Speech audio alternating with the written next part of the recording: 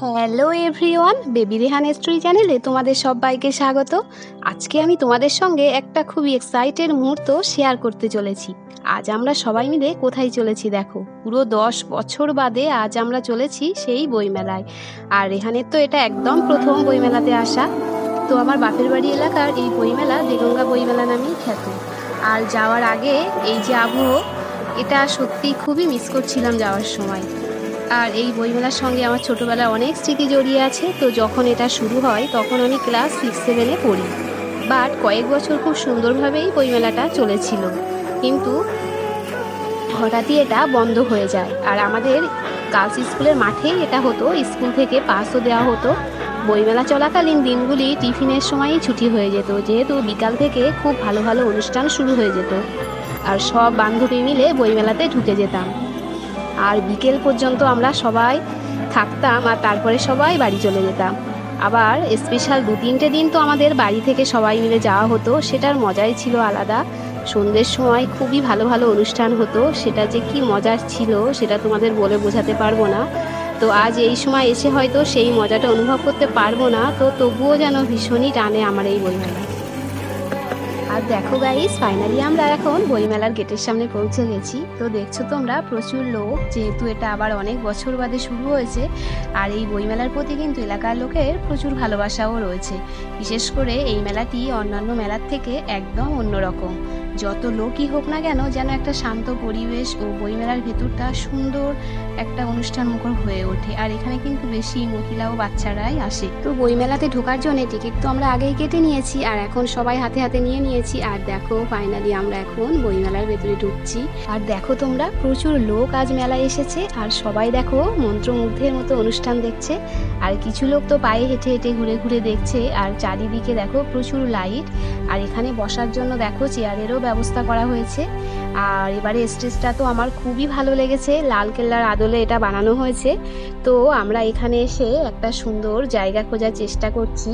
তো যেহেতু আমাদের সঙ্গে বাচ্চা আছে, আর ওরা যাতে ভালোভাবে স্টেজ প্রোগ্রামগুলো দেখতে পায়, তো সেই জন্যই খোঁজা। আর দেখো একটু পরেই গানের আসর শুরু হয়ে যাবে, তো তার জন্য প্রস্তুতি চলছে স্টেজে, তোমরা দেখে বুঝতে পারছো নিশ্চয়ই।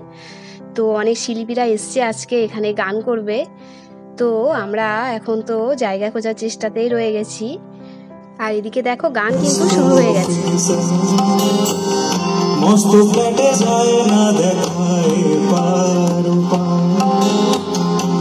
গানের প্রোগ্রাম হচ্ছে ঠিকই, বাট স্টেজে কিন্তু এখন ড্রয়িং কম্পিটিশান চলছে, সেটা কিন্তু মাঝে মাঝে স্ক্রিনে দেখিয়েও দিচ্ছে। বাট আমরা এবার একটু ঘুরে আসি, আর স্টলগুলিকে দেখি আর তোমাদেরকেও দেখাই। তো দেখো আমরা একদম ফার্স্ট স্টল থেকেই ঘোরা শুরু করেছি। প্রথমেই দুটো স্টল কিন্তু ক্লিনিক সংক্রান্ত, সমস্ত ধরনের এক্সরে, ব্লাড টেস্ট ইত্যাদি বিষয়ক। আর তারপরেই দেখো ফার্নিচার। আর সত্যি ফার্নিচারগুলো ছিল অসাধারণ, ডিজাইনগুলো তো একদম ইউনিক ছিল। আমার তো প্রত্যেকটা ফার্নিচারই দারুণ লেগেছে, জানি না তোমাদের কেমন লাগবে।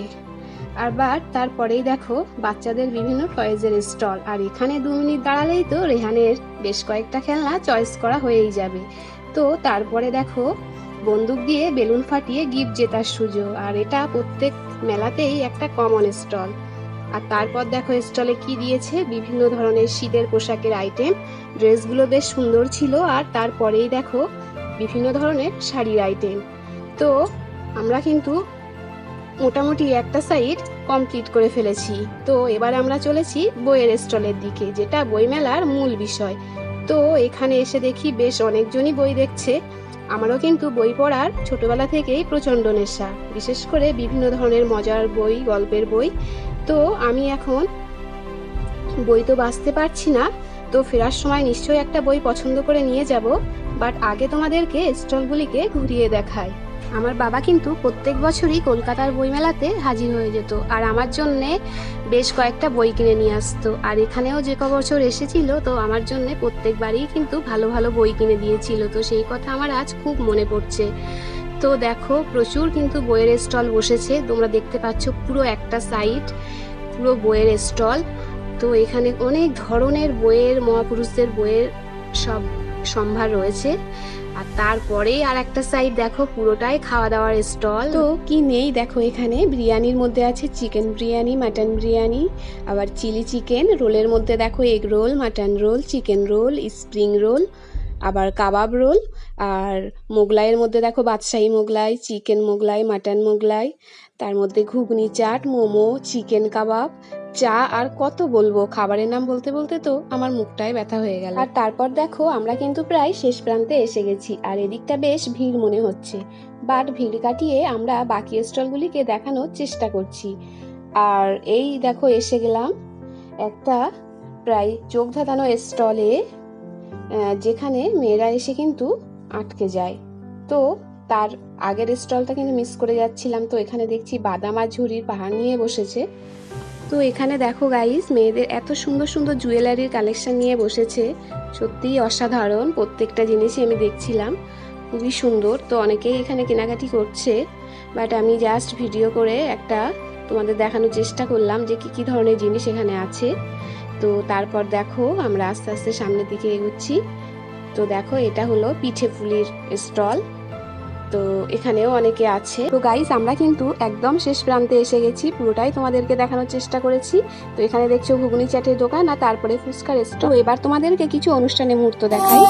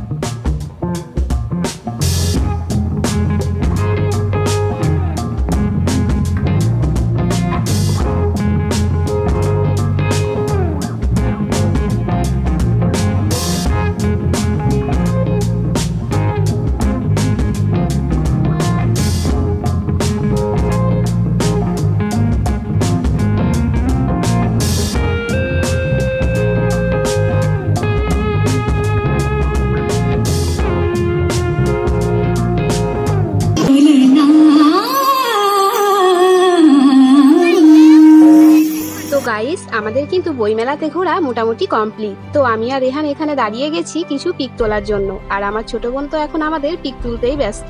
তো দেখো পিক তোলা হয়ে গেলে আমরা আবার হাঁটা শুরু করলাম, আর রেহানকে দেখো শুধু পিছু ঘুরে ঘুরে দেখছে যে সবাই পেছনে আসছে কিনা। তো গাইস আমরা যখন মেলা ছাড়ছিলাম তখন কেমন পরিবেশ ছিল দেখো, কিছু লোক তো স্টেজের সামনে অনুষ্ঠান দেখতেই ব্যস্ত। তো গাইস এখন তোমাদেরকে যেটা দেখাবো সেটা সত্যিই ভয়ঙ্কর একটা দৃশ্য, বাট আমার তো অনেক ভয় লেগে গেছিল। এটা আমাদের মেলায় যাওয়ার দুদিন পরের ঘটনা, যা এত বছরে আমাদের বইমেলায় কখনো দেখা যায়। তোমরাও ভিডিওটা দেখলে বুঝতে পারবে কি ভয়াবহ পরিস্থিতি সেদিন তৈরি হয়েছিল।